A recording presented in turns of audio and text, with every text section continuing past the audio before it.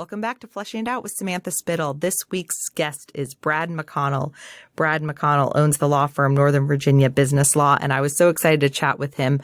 I met him as his profession in his role as a business lawyer, but the more we talked, I learned he had a really unique background.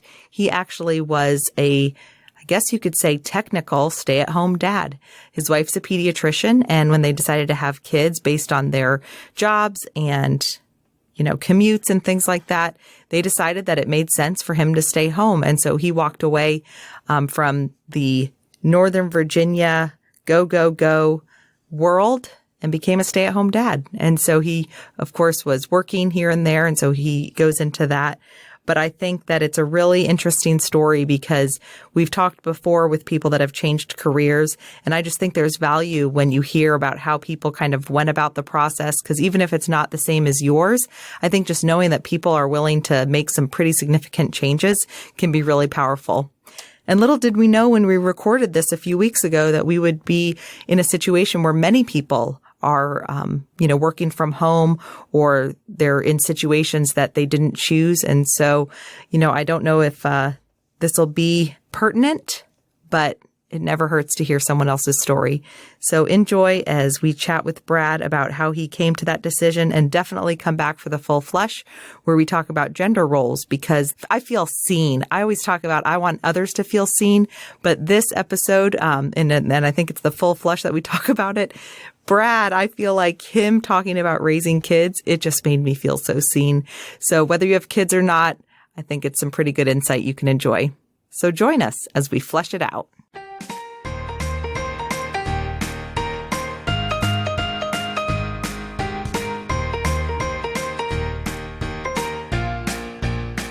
Coming to you from the M&M Exterior Studio in Knoxville, Virginia, this is Flushing It Out with Samantha Spittle, the introvert's extrovert.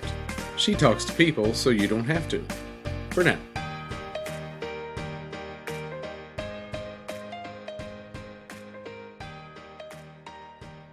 Welcome back to Fleshing It Out with Samantha Spittle, the introvert's extrovert. I'm here with Brad McConnell. Welcome, Brad. Thank you for having me. Brad is a lawyer who I know, and I wanted to chit-chat with him because I love lawyers. That's not true. You love a lawyer. I love a lawyer. Well, is Matt considered one? I don't know if he's a former one. He is the hero to all lawyers because he is an ex-lawyer who found his passion and found his way out. Yes. And one of my good friends just went to law school at age 40, 41, something like that. And so I'm sorry for their loss. Hey, I'm trying to encourage her here. So, no, but Brad, tell everyone who you are. My name is Brad McConnell. I am a solo business law practitioner. My law firm is Northern Virginia Business Law, which is about the cleverest name I could come up with.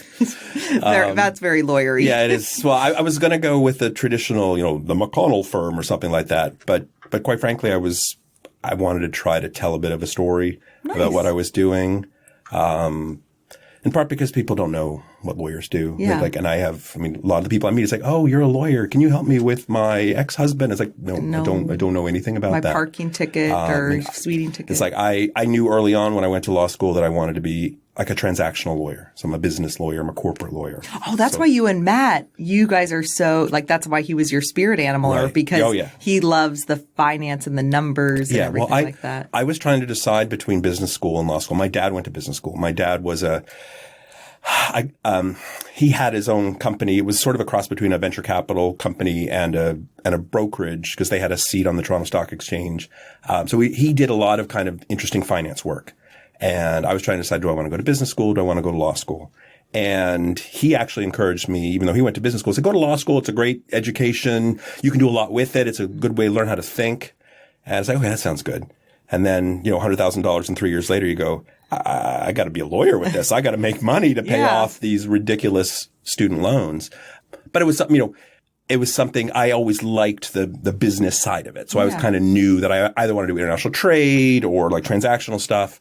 And then, after a year being sort of a general practitioner, one of my neighbors said, hey, you want to come to do you know anyone who might be interested in a job, in our venture capital practice. And I was like, yeah, that sounds exactly. It was like, how did I happen to live 2 doors down from someone who was doing exactly the kind of stuff I wanted to do? So that was lucky. Awesome. Because I was a math nerd. I was like all through high school, I was a math science guy. And my senior year of high school, where I had to take English and I got to choose my other 4 classes, I took physics and chemistry and linear algebra and calculus. Wow. I mean, nerd. And I loved that stuff. And that, that was me. That was, because I was good at it. It was easy. I enjoyed that way of thinking. So I went to college. I was in engineering. I was like, I'm going to do mechanical aerospace engineer. I'm going to be like a rocket scientist. It's like, that sounds great. And I took like the physics, like the sort of the physics for engineer stuff. And I went, damn, this is really hard. And then I also realized it's like, I went to an all boys private school. So, and then I got to college and it's like, there are girls here. Girls. I mean, it's like, this is amazing. I can have friends that are girls. This is awesome. But none of them were in the engineering school. Oh. And I mean, I didn't just switch out of the engineering school to meet girls, but that wasn't not part of it. I love that. That is amazing. So I wound up being, I switched to the history department. I became a medieval Renaissance history major, which is was probably my worst subject, but I was fascinated by it. I was always interested in the time period. Oh, and I learned from Matt. And just for listeners, if you're wondering, Matt, if you're new, Matt is part of M&M Exteriors, right, our sponsor, and he has he's on an episode, so you can check that out. And, he used to be a lawyer. Now he owns a roofing company. And so, but anyway, when you were just saying that, Brad, about you were fascinated by this. What I learned through Matt and then my friend who went to law school is, with law school, you teach yourself. You have to dive into the material on your own. So hearing you say, I did this major because I was fascinated by it. It's like, now after chatting with Matt, that makes sense to me because it shows you are able to dive into something and not have it taught to you. Right. Well, it's in college, it was amazing to do what you want. Figure it out. I mean, I literally transitioned out of this because I was trying to figure out for my sophomore year. I had my grid of I decided at that point I was going to do computer science and engineering. This is back in 1987, so it would have been a really good career choice from a financial point of view. One of my friends wound up being the third person at Netscape. So it's which for all the younger listeners out there, it's it was a big deal back in the day.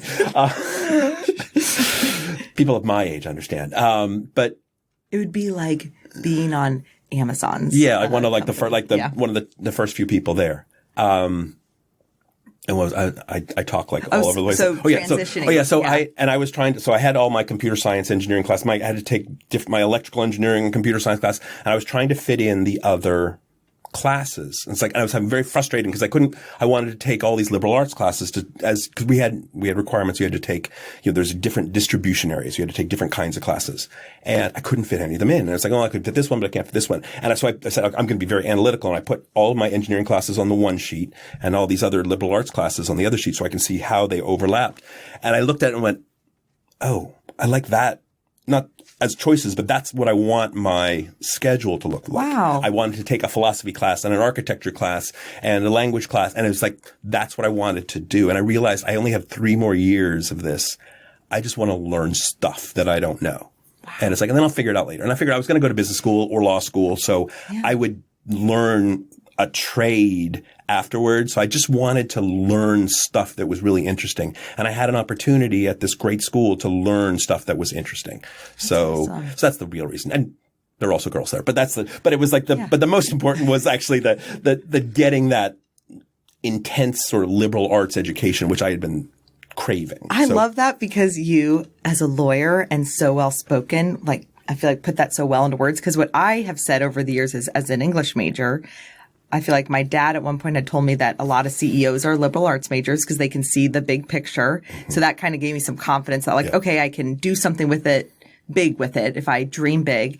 But then I always told people I just loved going to class, and I wasn't a big reader.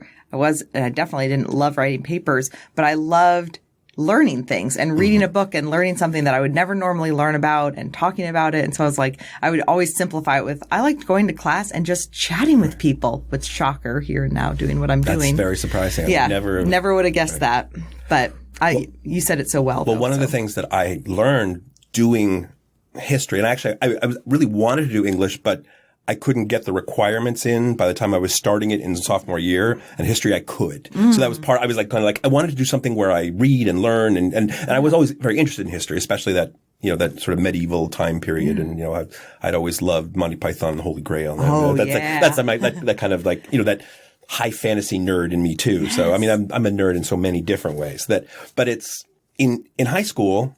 I mean I did well in high school, but I just kind of did it. Kind of like I just sort of vomited on the page, and I would get papers back where there was like red all over it because I didn't bother to actually go back and edit it. I was just like, I did something. I still got an A on it, even though I made 27 obvious mistakes, like I spelled the TEH, because I didn't bother to go back and prove. But in college, and I thought, I can do the same thing in college. And I realized it's like, no, I'm going to get my ass kicked. Yes. Because everyone around me was like insanely smart. Yeah. So then I had to learn about writing and editing and proofreading and doing it again and going back to it. And then when I became a lawyer, I really had to law school and then becoming a lawyer, you really had to. Now at the point that my wife like laughs at me, it's like, can you just send an email? It's like a half an hour later. It's like, have you sent that email? It's like, well, but I had to figure out how I wanted to phrase it and put it together. And it's like, I don't want to, I try to be clear in everything. Yeah. And you learn that, especially being a lawyer, you have to be precise with your language in matters. It's like being a history major, being someone who had to write papers and learn how to. That was very helpful because it made me learn to write better. Because communication is an important part of what we do. Definitely. So you are lawyer. You're a father. Yes. Oh, no, that's I'm supposed to give you like all your other. Yeah, tell me. Give the three things, right? Well, they don't have to be three, but like. Right. Well, but that's the sort of the like Aristotelian perfection of the three things, right? Yes. But yeah, so because we talked about this before, it's like, well, so who am I? So who are you? Right. I feel like that's always the shape. Well, but it's not meant to shape the podcast, but it ends up. But it's not. But shaping. But I think it does. However, someone says it says a lot about how they prioritize their stuff. Yes. So I did think about this. That is a secret. I haven't told people yet. But I tell people it's like you are. I mean, amazingly good at this podcast. I know this is not one of these reverse things because I haven't known you long enough to do the reverse podcast yet. But I do.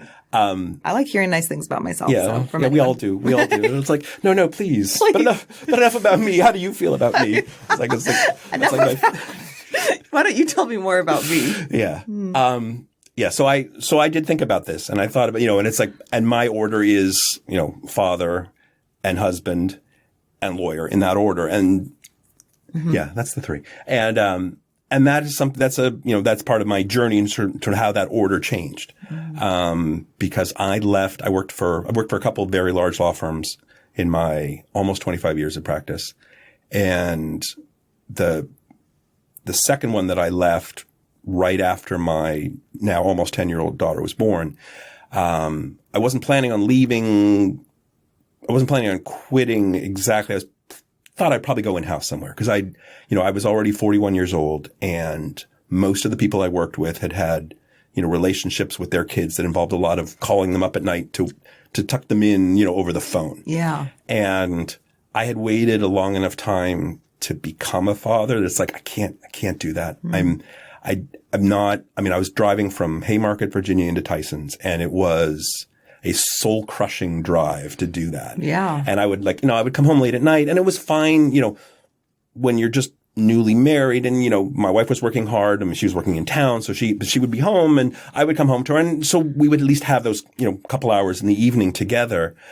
But I was like, I can't be that dad who's home for a couple hours on Saturdays, and in order to, and even though my firm was like a lifestyle firm, there was a lot of pressure there to be in the office a lot. And that's one thing I've noticed. I guess it's probably true in a lot of places, but especially here in Northern Virginia, it's like there's almost the badge of honor that you, not even honor, it's like, but to be successful with the companies, you have to put in the time and you're rewarded for that time. Well, the story I tell often about sort of part of why I was leaving there was my wife and I took a trip.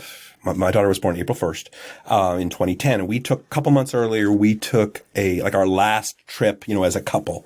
We went out to San Diego to visit my brother who lives out there. And so we were going to go to the San Diego Zoo and and they also have like I don't remember, but it's like the zoo and their like nature park or whatever. And we're going to go to SeaWorld and we're going to go to all these great stuff. And because of this big deal I was working on, which we had, I don't know, there were probably 10 lawyers in my firm plus in-house lawyers just on our side of the deal. And I wound up having to bill 80 hours in that week while I was on the West Coast, theoretically on my last ever, vacation. And it's just like, I can't do this. I can't. I mean, it was a great deal and it was good that they wanted me involved, but I was like, I just can't. You weren't really present on that trip. I wasn't. And it was, and I felt bad. I mean, I was doing my job, but I felt bad that it's like we went to SeaWorld and we showed up like an hour before the place closed. It was so late that the parking lot had opened up so you could park for free. So that was great. We got to park for free. I mean, we'd already bought our like three thing ticket, so we already paid full price for it. And I got to be there for like an hour and a half. Yeah. And it's like, I could see the future and that was going to be the future. Yeah. And I didn't want to do it. That's a common thing I feel like I've heard with a lot of people that have that aha career shift is it's that you see the future and it's, I don't want this forever. No. It was, I wanted to be part of my kid's life. Now, I didn't want to be as much part of the kid's life as I wound up doing because, I mean, the plan was I would go in-house. So I'd find a job. So I'd have in-house lawyer jobs are still hard and rigorous, but you usually it's not 9 to 5, but at least there isn't the same kind of pressure to be there all the time. And the same kind of pressure to be out there, and the time that you weren't in the office out there getting those $1 million clients to build your book of business. And then, so we'd planned on getting a nanny, and my wife's a pediatrician, so we knew we couldn't do daycare because she knew very well that kids get sick all the time. Yeah. And like, I'm in Tyson's and she can't just cancel my 20 patients for the afternoon because, my kid's got a fever. We just knew that wasn't going to work. So even though we weren't really thrilled to have like someone else raising our kid, but it's like, fine, we'll get a nanny. Yeah. We finally found someone, and then turns out her references really didn't check out. So we kind of panicked. Awkward. Yeah. And she was like, well, Brad, we're thinking about, transitioning out anyways. And it's like, well, maybe you could work part-time. And it's like, part-time lawyer in a law firm really isn't a thing. You can basically cut your hours in half and your salary by, down to a quarter, maybe, and still they'd be like, oh, you're still not working hard enough. Yeah. So I was like, well, so we ultimately decided I was going to quit. And I took a couple clients with me. So I would keep working a few hours here, a few hours there. But I became like the most overpriced, underqualified nanny we could find because I gave up my salary and here I am. Which women do all the time. They do all the time. And they're, overqualified. And I never want to, that's not a slight to nannies by any means. No. But I know what you mean though. Like but I mean, nannies are great and they serve an important role and they do, I have friends who have amazing nannies. What was that like for you? I mean, that's like, I feel like, when you tell your story, it's such a quick little skim over of like, well, we decided I was going to, it's like, okay, you spent over $100,000 on law school. Yeah. You're working in that. And then let's not even get into the whole stereotypical man being the, the main provider and all this stuff and all the social pressures that, come with that. And just, you're like, okay, so now I'm going to stay home. Like, it's such a quick part of the story, but I can't imagine it was really that easy of a. It was both exciting because, you're excited about having kids. And I don't know what I'm excited I'm finally going to start a family with kids. And I'm excited and I'm nervous. Luckily, my wife is an expert. So it's like, I figure it's like, we're good on the medical side of things. I can. So it's like, I'm pretty sure it's like, it's like, so what is this? And he's like, that's normal. Don't worry about it. Or that we might want to look into. So I was excited about that. I was excited, quite frankly, about giving up my commute into Tyson's and not having that soul crushing job where there's like all these expectations. You must be here. You must be here. You must bill more. You must do. So I was excited in that way. But I was also like, well, what am I going to do? I don't know. And I'm also in this position where, in the role reversal, women just know more in general, not all women, but most women know a little bit more about kids because they've done more babysitting. They've done more, they've had more exposure. And I'm like, I really have no idea. I've never changed a diaper before my daughter was born. I knew nothing. I mean, and here I am, and it's like, and by the way, my wife's an expert. And she never lorded that over me. She was like, very like, don't worry, I'll be 2 miles away down the road. If anything goes wrong, you can call me. I can be home in 7 minutes.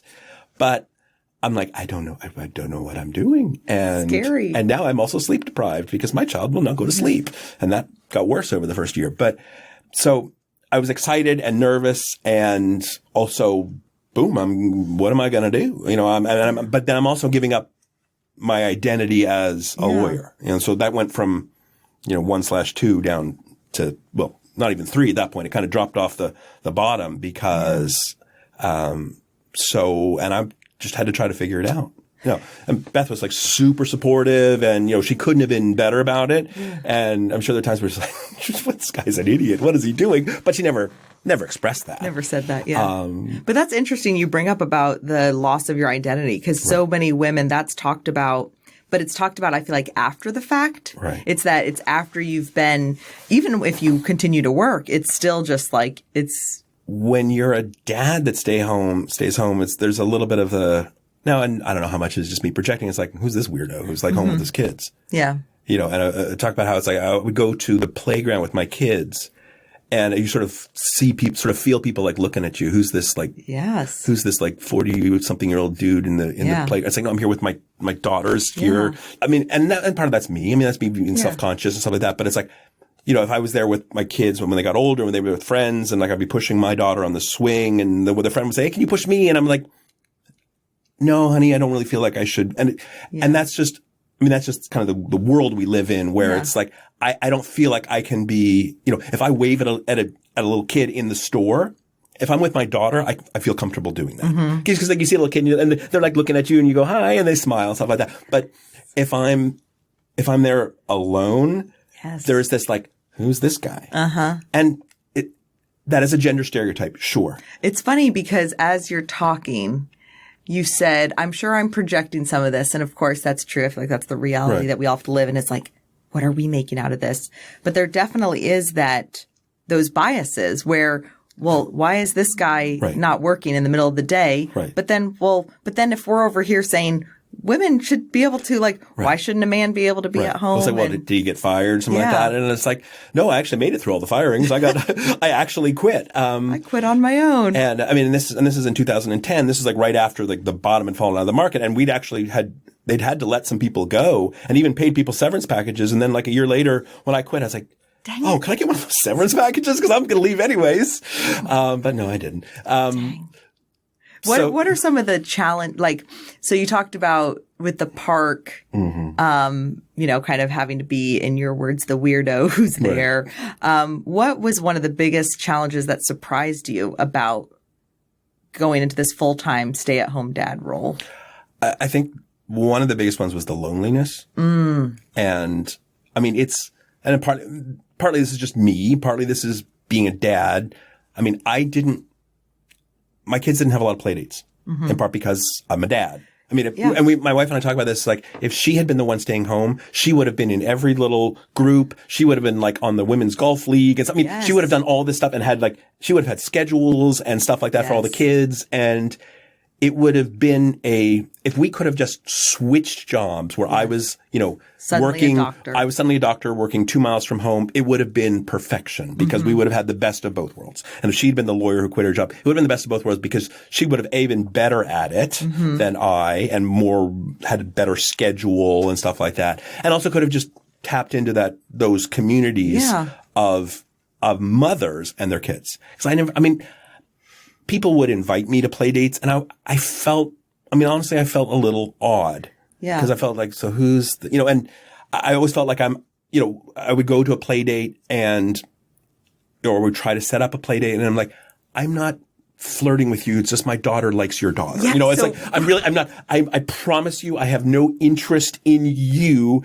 So then you wind up going to a play date and it's like the worst of dating because you're having to make all that small talk, but with no expectation of, it's like, well, if I make her small talk, maybe things will go. And it's like, no. Cause I have absolutely no interest. I just want our daughters to play because they crave interaction with other kids, and they don't have that. There's an episode of a show called I'm Sorry. It's on True. They're not a sponsor, but Maybe they could be. They could be. My friend recommended it because she was like, the main character reminds me of you. And so I watched it, and it's very funny, very inappropriate. But there's an episode all about they do a play date because the kids wanted to play, and the awkwardness and it's just stuff that I experienced when my kids were in preschool because you saw the same people every morning, drop off and pick up. And so many of us, even if we didn't do play dates, we became friendly.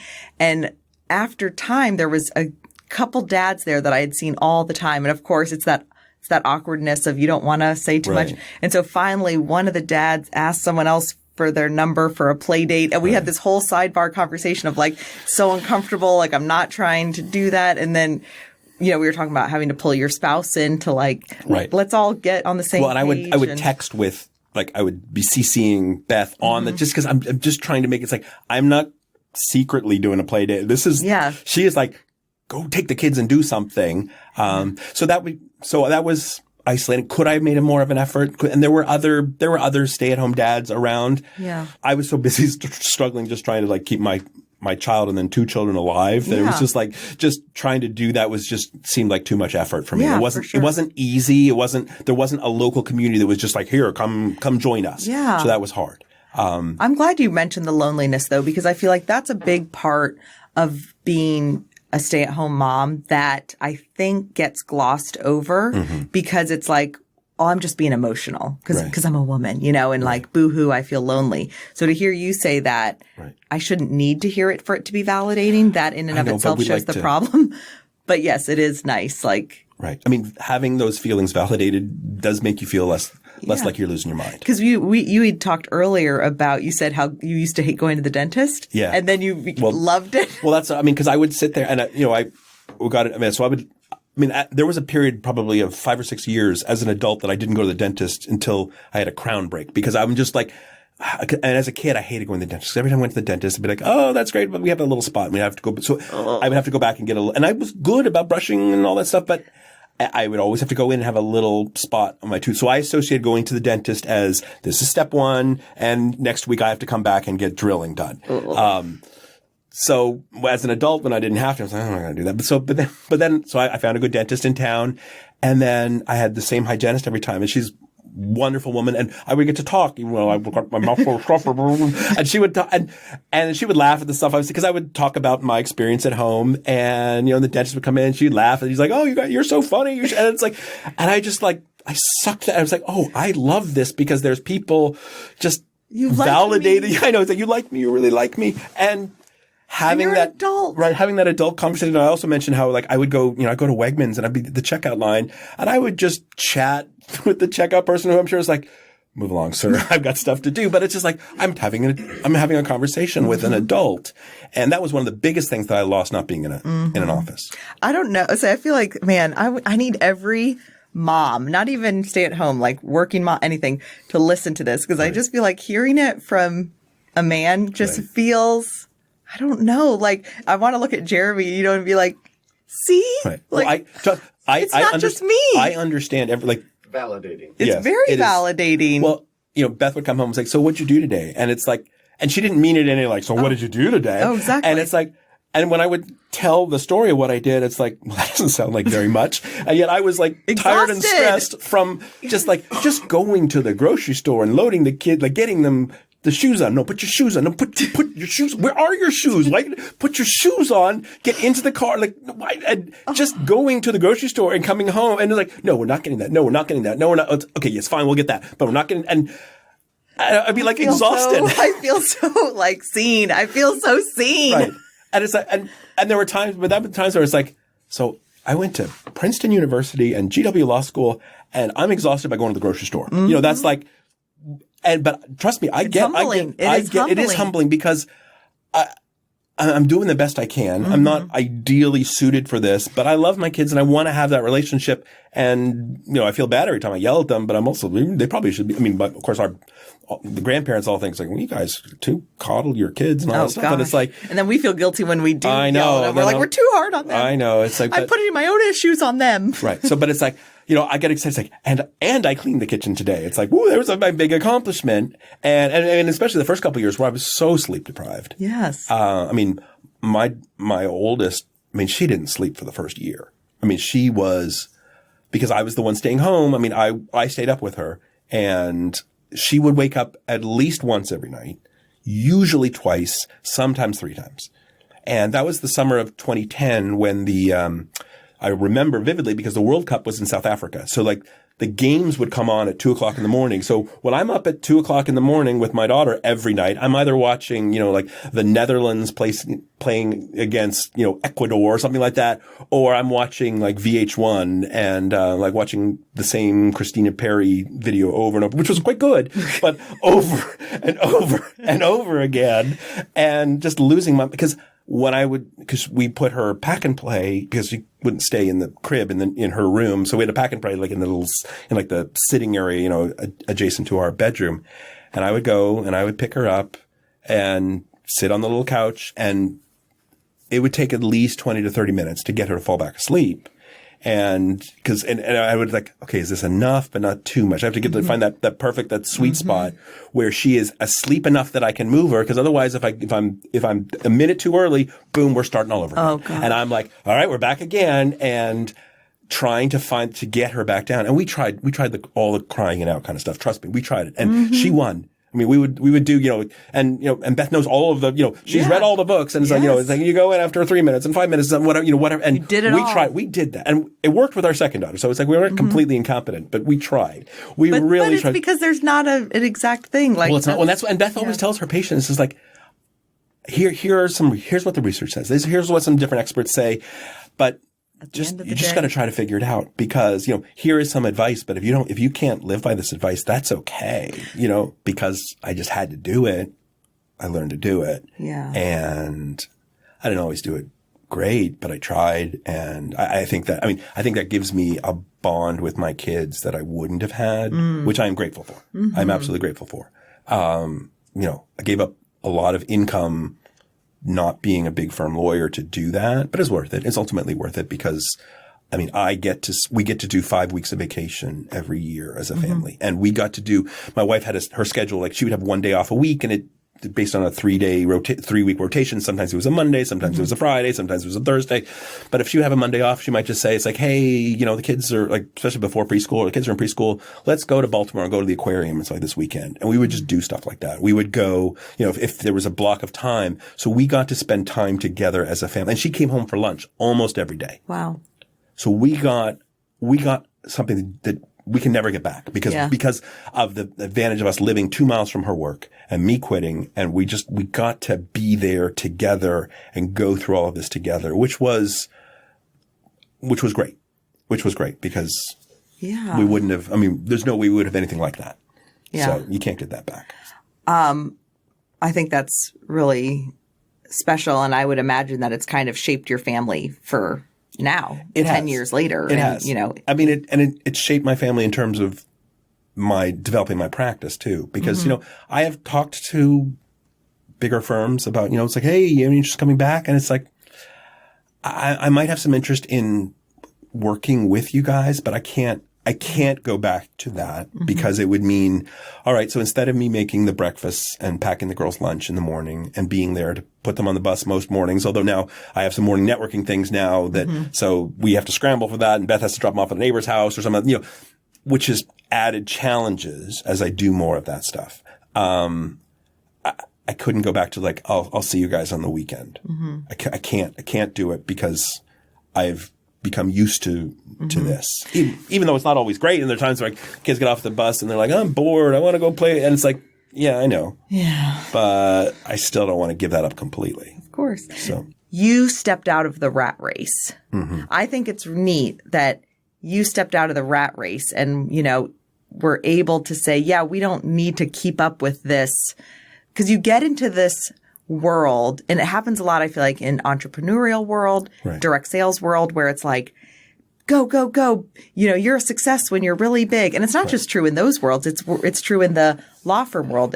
So how did you get out of that rat race? Well, we did and we didn't. I mean, when we bought our house, that was sort of because before I worked for the last firm I worked for, I left my old firm, because my brother and I had tried to start a company. We were developing software that was going to be for law firms. And, I worked on that for like 3 years or so. And you weren't practicing law? I was doing law adjacent stuff, but I wasn't actually practicing. Okay. I was trying to get this thing up and going. My brother has been in IT consulting kind of stuff. And I used to do all kinds of stuff with spreadsheets, and it was people like, oh, you should like sell this stuff. And I was like, I'm going to take all this stuff and because I have this entrepreneurial spirit. That's part of why the business school, law school thing. And so we tried that. I was all self-financing because at that point, I made a lot of money. I had no expenses. I didn't know what to do with it. I was like, but this is my chance. I had this chance that happened shortly after 9/11 where I'm like, you know what? And that kind of changed the way you think about stuff. Yeah. That's Susan McCorkindale. She just shared her story about I was actually starting to listen to some of that. And they moved down right after. That's right. I did listen to that part. Yeah. Things happen. That 9/11 messed with my mind. I mean, and that was actually, I don't want to go into too many details about it, but the day that it happened, I was not at work that morning. I was living in Arlington Courthouse area. I'm working downtown at 19th and M because of a situation I'd had with my then ex-girlfriend, who was not taking being an ex that night that well. We'd had a long conversation. I was like really tired and I didn't go in. I was like, I'll go in a little later. And I was like, had the Today Show on and saw that happen. And I was like, and then it's like, yeah, I'm not going in. And then everything downtown DC was just a disaster that day, for obvious reasons. But after that happened, it kind of like, oh, maybe life is, because the whole city was changed at that time. And, people all of a sudden things were like, I don't know about this. And we'd also had the tech boom when a lot of my clients were like tech companies that had just happened, the bust had just happened, a couple of years earlier too. So it was like, I was like, maybe I got one last chance maybe to try something a little different. So I had said, we're going to do this entrepreneurial thing. But that was, once again, this is another one. It's like I started over here talking over this and back at the. So I had already done something entrepreneurial before, but where did we start with this conversation? I'm trying to remember. I want to back because there was a point I was trying to get to. It was great though. No, it was great. I'm glad you went there because I asked you, how did you get out of the rat race? Oh, out of the rat race. That's right. Because I love, like for me, I loved hearing your thoughts on being like a stay-at-home dad. Right. It's so affirming for me. But I know that there's people struggling that are, both working long hours. And if that's, of course, what they want, I never want anyone to make a change if that's their passion. Yeah. But I know just from talking to people, there are people that have that feeling of they want to either, whether it's, they might not want to stay home, but they want to change. They want to do a new job. And so I'm like, how did you do that? And so when you tied it into 9/11, I just thought that was really powerful, that reminder that it's those huge when things like that happen, when tragedies happen, it's an opportunity for us to make a change. Right. That's really things like that do kind of, even though it had no direct impact. I mean, a person I knew from college did die in one of the towers, but he wasn't a close friend of mine. It was like, so I didn't have any direct, and a friend of mine at the time, her dad worked for the firm that was in one of those buildings, but I think wasn't there that day or something.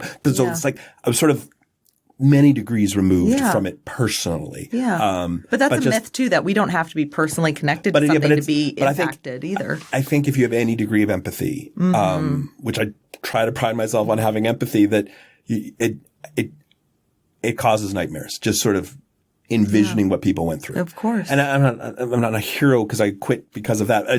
But it definitely messed with my mind. It's like, maybe I need to try this because I don't know how many days I get. But you admitting that, like, it's definitely not like when you said, oh, I'm not here. Like, no, I appreciate, and what I love, like, with talking and sharing is that you admit that. Like, you say, I felt this, because you weren't the only, everyone. I think everyone felt that. The difference is, you knew you needed to make a change. Right. And so, I mean, it didn't happen until the next year, I think, is when I quit that firm to do this. And say that ultimately I learned a lot of stuff.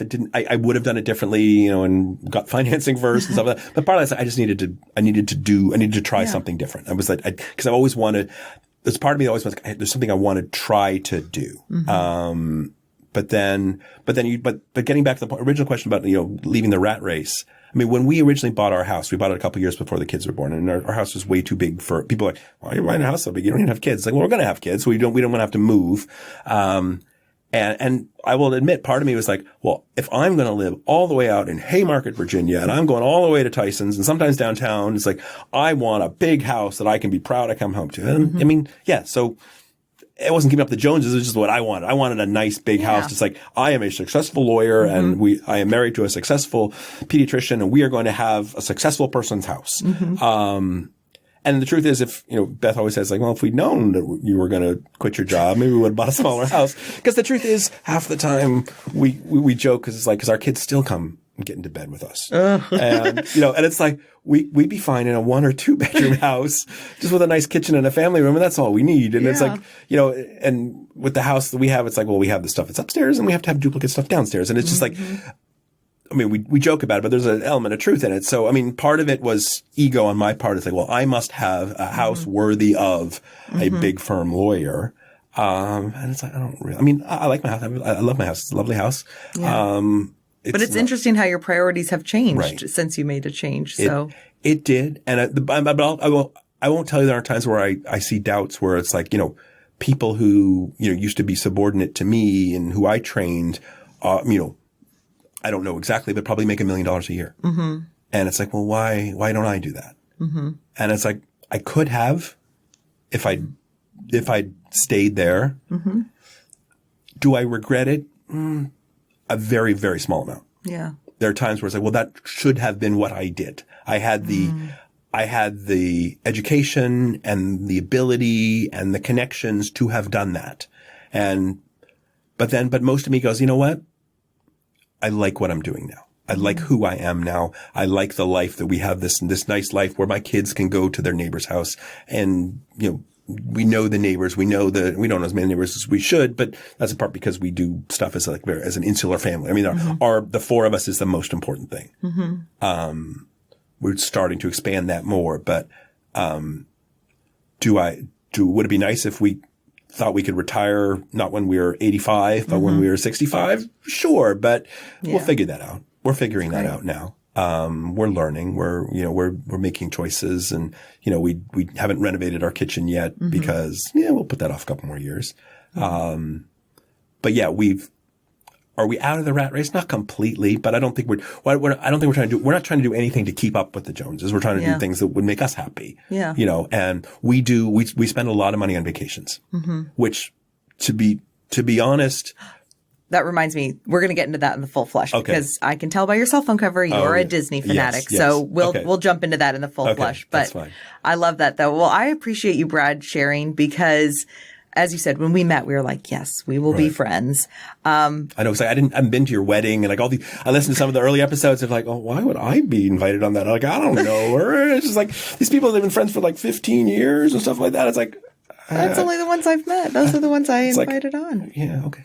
Yeah. Now you expand. Gotta get these big time guests here, big time guests. Yeah. Big time lawyers, No, but I appreciate you because you have a unique perspective. And, I just think that, hearing it's hard. We talk about like with the podcast that my goal is to kind of talk about, things that people don't always talk about. And I think that especially as lawyers, we've talked before about how you have this image. Like a lot of times when people think of lawyers, you have to, have a certain image and whatnot. And so I appreciate that you're kind of willing to pull the veil back and kind of share more of your heart. Because I think that at the end of the day, we all just want to connect with people. And especially in your field, it's like it's like is this guy good? Is this guy honest? And one of the nicest compliments when I started sort of doing the local networking a couple of years ago, and I met this woman who was on like one of the panel talk, and I was talking to her about some stuff afterwards, and she's like, "Oh, you're a lawyer. You don't seem like a lawyer." And I took that when people say that, I always take that as a compliment because it's like, hope they don't say that when I'm doing legal work for them. That's a different thing. But when I meet them, it's like, because there's always that, there's a reason there's all those lawyer jokes out there because there's an element of truth in them. There's a lot of not particularly pleasant lawyers in the world who are very aggressive and you'll try to beat you down because they're advocating for their client or just because they're jerks. Yeah. But I try to be a human being and realize like, you know what? People appreciate that. And I think it's the humble and what was the word just escaped me? Empathy. Right. Those are the two things that I notice about you that I think is really, I mean, that was kind of why I wanted to chat more, is because humble and you're very empathetic. And so those are two things. I've worked on the humility part. My wife used to say, it's like, you and your brother and your dad are like so full of yourselves when you get into a room together. And it's like, yeah, that's not pretty. Let's not do that. Let's not do that. Let's not do that. See, but that's why God gave you the wife he gave you. Because she keeps me humble. Because she's like, you're nothing special. It's just, and not in a mean way, but it's like, you are what you do, and you are. I mean, it's a very sort of existential thing. It's like you can have all these degrees and all this stuff, and it's like, well, what are you doing with it? How are you making someone's life better? Yeah. How are you helping someone? How are you cheering somebody up? How are you? How did you help someone today? How did you help someone because they couldn't be home to get the kids off the bus? I mean, like little stuff. And I realized like the little stuff's really important because it can really change someone's day. So. Yeah. Now, Brad, how can people find you? So if they have some business law questions or need some help with some contracts, how can they find you? I know, because we really didn't talk about law, which I'm actually okay with. We can do another one. Maybe we can touch that on the full flush. So my firm is in Northern Virginia Business Law. It's Nova Biz Law is the website. NOVABIZ LAW. LAW. Yes. Even though I had just someone the other day who was like, you're not really in Northern Virginia, right? Aren't you technically? And I was like, well, yeah, but I was. No, this is Northern Virginia. I guess we're sort of like on the border of whether we really are. But, so novabizlaw.com is my website. It's got sort of the basics on there about the kind of stuff I do. So it's basically any kind of contracts, any kind of transactional work. And then, I might give my little elevator speech where it's, whether it's a new company startup, you need an operating agreement or employment contracts or, if you're doing financing, you're buying a company or selling a company, you're buying a franchise, any kind of thing, you're going to sign a contract. Customer contracts are a big part of what I've been doing recently for a lot of I do work for literally companies that have $1 billion in revenue, but I do a lot of stuff for just like a single person or two people, that are putting together, they have a new business, they're entrepreneurial, they want to have a customer contract. And and we'll talk about what needs to go into it. We should talk about that on the full flush because where do you start when you have these questions? Yeah. So Brad McConnell, Northern Virginia Business Law, novabizlaw.com. You can go. At some point I'll get my Facebook page doing stuff too, but one day at a time. One day at a time. Well, thank you, Brad. Well, thank you for having me. I appreciate it.